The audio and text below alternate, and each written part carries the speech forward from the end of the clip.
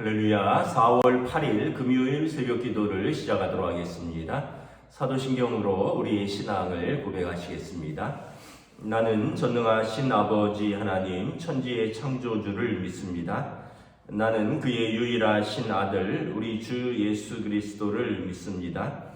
그는 성령으로 잉태되어 동정녀 마리아에게서 나시고 본디오 빌라도에게 고난을 받아 십자가에 못 박혀 죽으시고 장사된 지 사흘 만에 죽은 자 가운데서 다시 살아나셨으며 하늘에 오르시어 전능하신 아버지 하나님 우편에 앉아 계시다가 거기로부터 살아있는 자와 죽은 자를 심판하러 오십니다.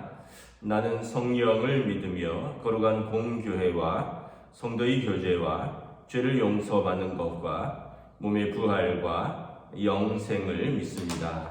아멘. 찬송가 410장 찬양하시겠습니다. 찬송가 410장입니다.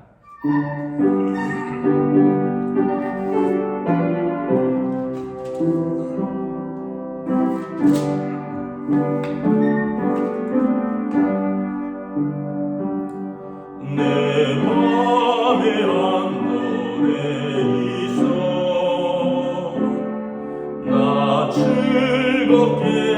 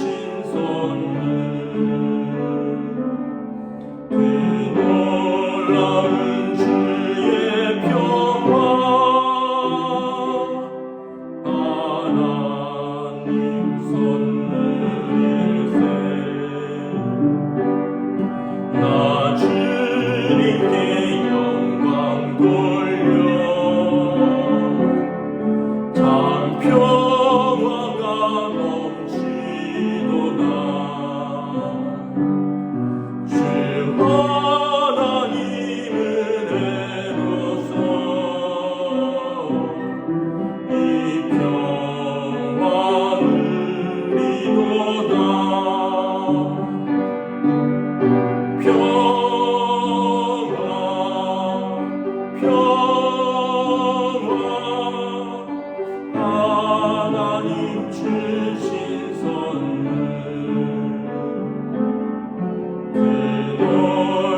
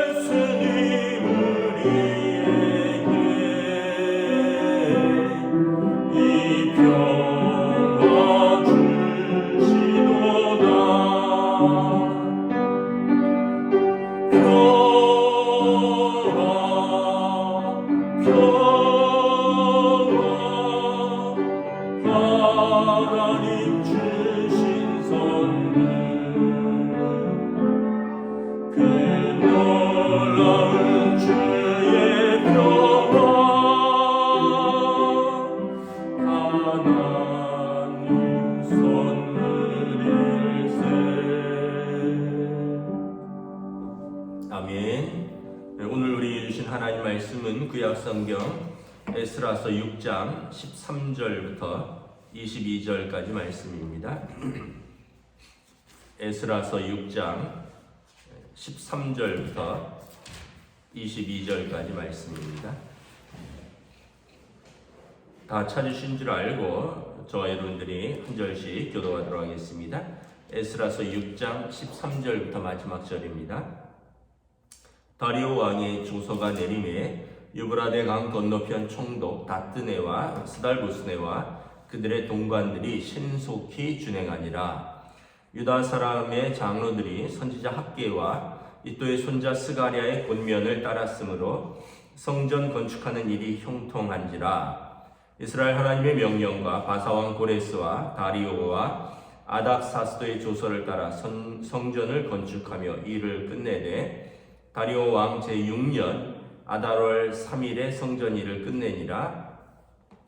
이스라엘 자손과 제사장들과 레위 사람들과 기타 사로잡혔던 자의 자손이 즐거이 하나님의 성전 봉헌식을 행하니 하나님의 성전 봉헌식을 행할 때에 수소 100마리와 수량 200마리와 어린 양 400마리를 드리고 또 이스라엘 지파의 수를 따라 수렴소 12마리로 이스라엘 전체를 위하여 속죄제를 드리고 제사장을 그 분반대로 레위 사람을 그 순차대로 세워 예루살렘에서 하나님을 섬기게 하되 모세의 책에 기록된 대로 아니라 사로잡혔던 자의 자손이 첫째 달 14일에 유월절을 지키되 제사장과 레위 사람들이 일제히 몸을 정결하게 하여 다 정결하며 사로잡혔던 자들의 모든 자손과 자기 형제 제사장들과 자기를 위하여 유월절 양을 잡으니 사로잡혔다가 돌아온 이스라엘 자손과 자기 땅에 사는 이방 사람의 더러운 곳으로부터 스스로를 구별한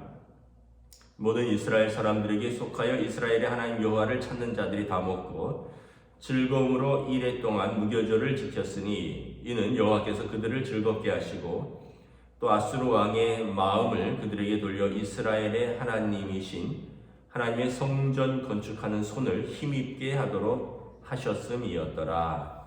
아멘. 할렐루야. 오늘 또 새날이 시작되었습니다. 주님 주시는 은혜와 평강이 가득한 복된 날 되시기를 축복합니다. 이제 포로에서 귀환한 이스라엘 백성이 이제 성전 건축을 완공합니다. 이제 그 에스라서 4장 24절에 보면 성전을 기초까지 놓았다가 이제 방해 공작으로 말미암아 다리오 왕 2년까지 중단되었습니다. 16년간 중단되었다가 오늘 본문에 보면 다리오 왕 제6년에 성전을 완공합니다. 그러니까 16년 기초를 놓고 16년 동안 중단되었던 성전 건축이 이제 4년 동안 바짝해서 완공되는 것입니다. 그러니까 얼마나 백성들이 성전 봉헌식 때 기뻤겠습니까? 6절에 보면 16절에 보면 이스라엘 자손과 레위 사람들과 기타 사로잡힌 자들이 즐거이 하나님의 성전 봉헌식을 행했다. 우리가 이렇게 지나가다 보면 건물 유치권 설정 이렇게 뭐 현수막이 붙으면서 건축이 중단된 건물들이 있습니다. 아마 건축주나 또는 뭐 그 공사업체 어떤 원청이나 뭐 하청 이렇게 복잡하게 진행이 되는데 어느 중간에서 돈이 안 나오는 거죠. 그러면 이제 공사 대금을 이미 자재가 들어가고 또 인건비가 들어갔는데 일정 기간 대금을 못 받으니까 공사 진행을 안 하면서 건물에 대한 유치권을 설정하죠. 그리고는 그 부채가 해결될 때까지 그 건물은 자재도 그대로 쌓여 있고 올라가다만 그 흉측한 모습으로 계속해서 방치되는 것입니다.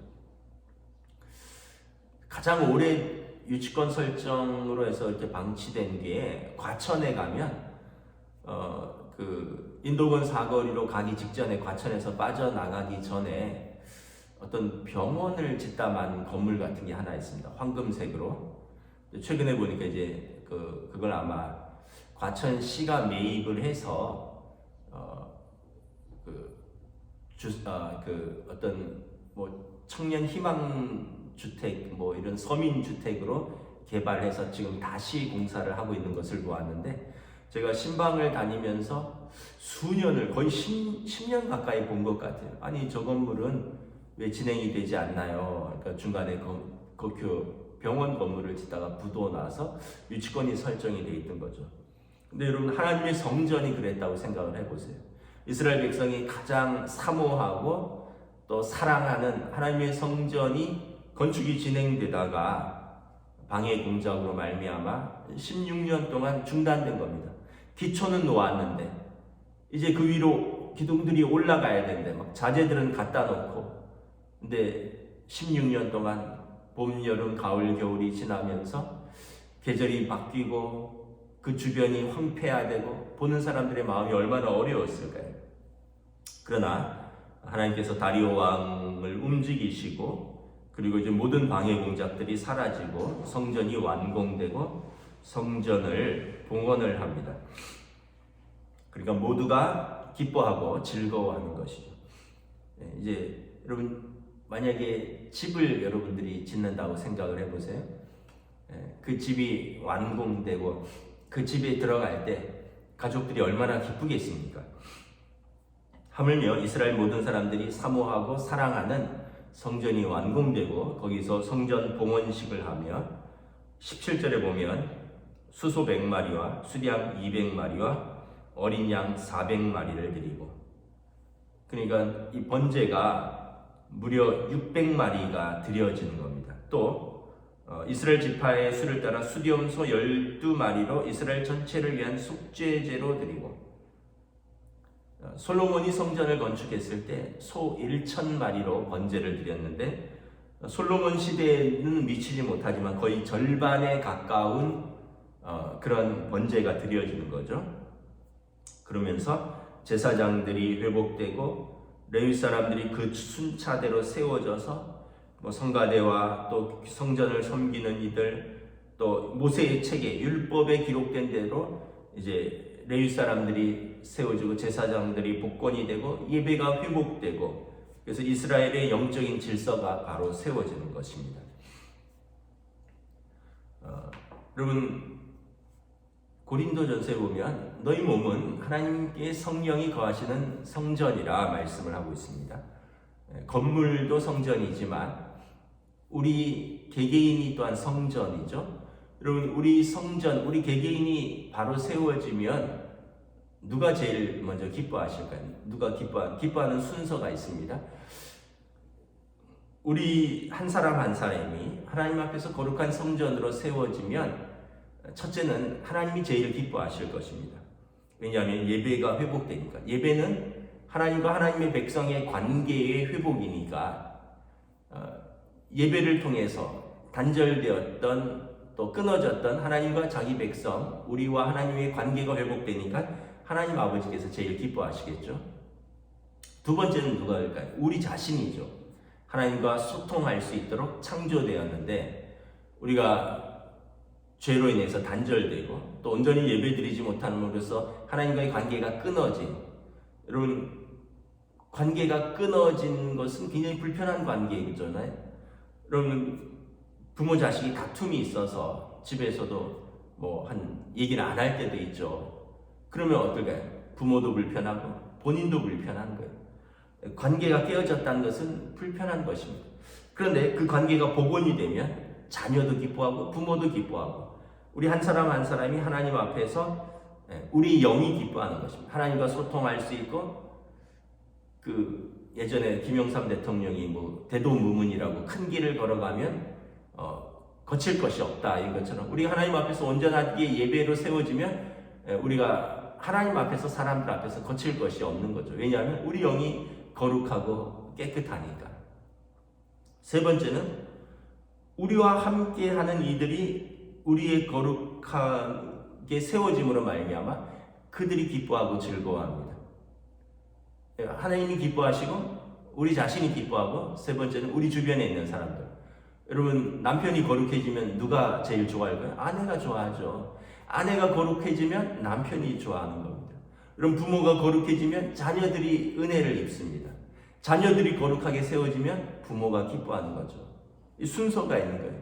그래서 하나님 사랑, 사람 사랑, 마찬가지로 우리의 성전이 세워지고 우리의 예배가 세워지고 관계가 회복되면 하나님이 기뻐하시고 내 자신이 기뻐하고 그리고 우리 주변의 사람들이 우리 거룩하게 세워진 우리로 기뻐하는 것입니다. 오늘 이스라엘 사람들이 이걸 경험하는 것입니다. 성전이 세워지고 예배가 회복되고 제사장들이 자기의 직무로 복귀하고 레위 사람들이 그 반차대로 율법대로 그 직무에 복귀하면서 하나님이 기뻐하시고 이스라엘 백성이 기뻐하는 것입니다. 19절부터 22절에 보면 포로로 돌아와서 그들이 첫 유월절을 지내게 됩니다. 첫째 달 14일에 유월절을 지키되 제사장과 레위 사람들이 일제히 몸을 정결하게 하여 다 그들이 유월절 어린 양을 잡습니다. 21절에 보면 사로잡혔다가 돌아온 이스라엘 자손과 자기 땅에 사는 이방 사람의 더러운 곳으로부터 스스로를 구별한 이스라엘 사람들이 이스라엘의 하나님 여호와를 찾고 그리고 이래 동안 무교절을 지켰다. 여러분 유월절은 이스라엘 백성들이 70년 동안 지키지 못했을 것입니다. 나라가 망하고 포로로 잡혀가서 70년 동안 지키지 못했을 것입니다. 그리고 돌아와서도 성전이 온전히 이제 재건이 되지 않은 상태에서 아마 지켰을 수는 있는데 온전하게 성전에서 유월절을 지키지는 못했습니다. 만약에 그렇다면 70년간은 유월절 제사가 드려지지 않은 것이고 그리고 16년 이상은 그들이 제대로 유월절을 지킬 수 없었던 것입니다. 그런데 이제 그들이 유월절을 지키는 것입니다. 유월절은 어떤 의미가 있을까요? 출애굽이죠. 애굽에서 숙박받던 자기 백성을 하나님이 이끌어내셨다. 그래서 유월절에 어린 양을 잡아서 그 피를 그 집 문에 바름으로 죽음의 사자가 넘어가는 것이죠. 그러면서 애굽을 나온 것이 유월절의 의미입니다. 6월 넘어가다라는 거죠.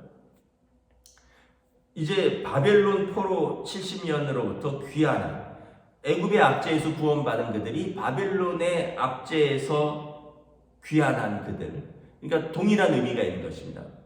이스라엘의 첫 번째 유월절은 애굽의 압제였고요. 그들이 다시 지키게 된 유월절은 바벨론의 압제에서부터 포로에서부터 돌아온 날인 것입니다.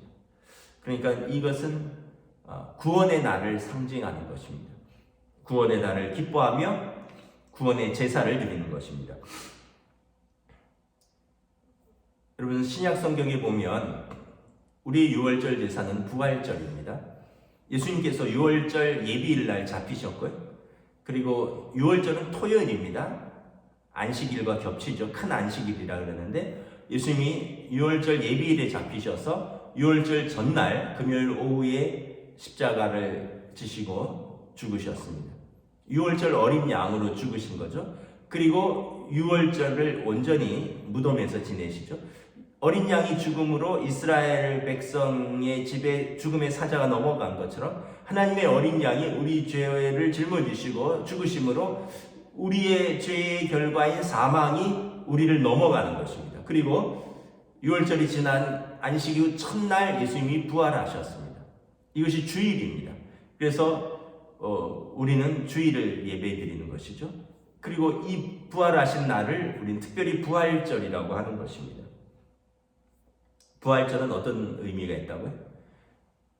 하나님의 어린 양이신 예수님께서 우리 죄를 짊어지시고 죽으신 날입니다. 그래서 그 피로 우리와 새 언약을 세우신 날입니다.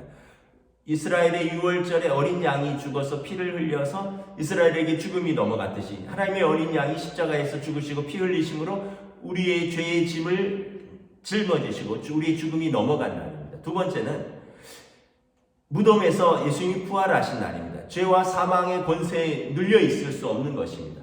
하나님께서 예수님을 영광스럽게 하사 부활시키셨고 예수님을 따라서 우리도 부활의 첫 열매이신 주님을 따라서 우리도 부활할 것입니다. 우리도 죄와 사망의 권세를 이기고 부활하여 영원토록 주님과 함께 할 것입니다. 이것이 부활절의 의미인 것입니다.